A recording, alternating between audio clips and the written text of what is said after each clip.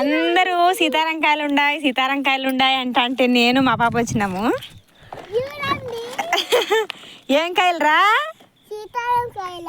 ఎవరు వీకినారు అయ్యా? ఎవరికి కాయలు?